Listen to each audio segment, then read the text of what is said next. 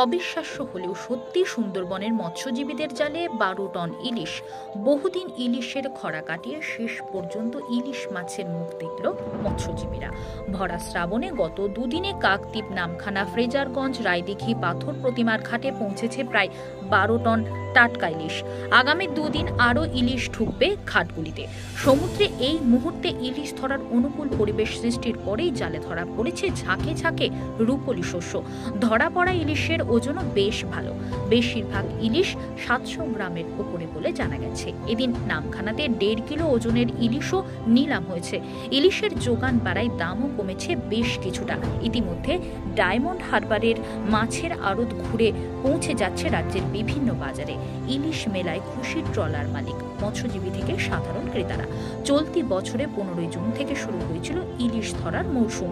বৃষ্টির ঘাটতির জন্য সমুদ্রে গিয়েও কার্যত খালি হাতে ফিরতে হয়েছিল দক্ষিণ 24 পরগনার কয়েক হাজার ট্রলারকে। দেখুন বিস্তারিত। এখন এই পূবালি হাওয়া হচ্ছে আর একটু বৃষ্টি হতে ইলিশের আনাগোনা দেখা দিয়েছে।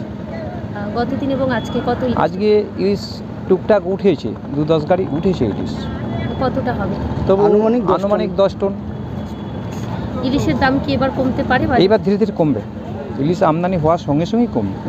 সমুদ্রের এখন কি পরিস্থিতি? সমুদ্র আগে থেকে একটু নিস্তেজ হয়েছে, মানে একটু নরম হয়েছে। যে হাওয়া ছিল, হাওয়ার সঙ্গে সঙ্গে বৃষ্টির সঙ্গে সঙ্গে ঢেউটা একটু কমেছে। এবার মানুষ একটু আস্থা রাখতে পারে সমুদ্রের প্রতি। আমার নাম গোলক মান্না।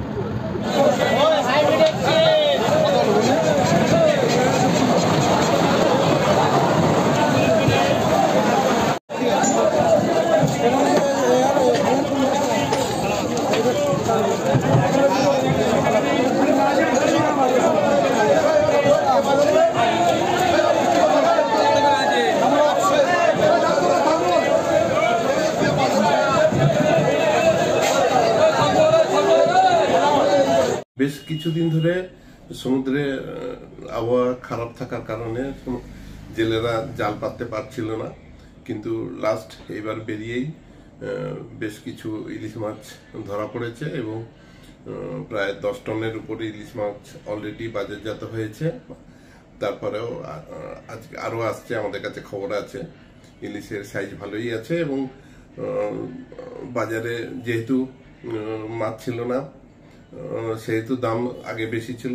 বাজারে মাছ আসতে শুরু করে দিলে সাধারণ মানুষের সাধ্যের মধ্যেই মাছ চলে আসবে এবং দাম বেশ কিছুটা পড়বে বলেই আমরা আশা করছি। এবং আগামী 2-3 দিন সময় আছে আমাদের হাতে খুব ভালো ইলিশ আসার জন্য।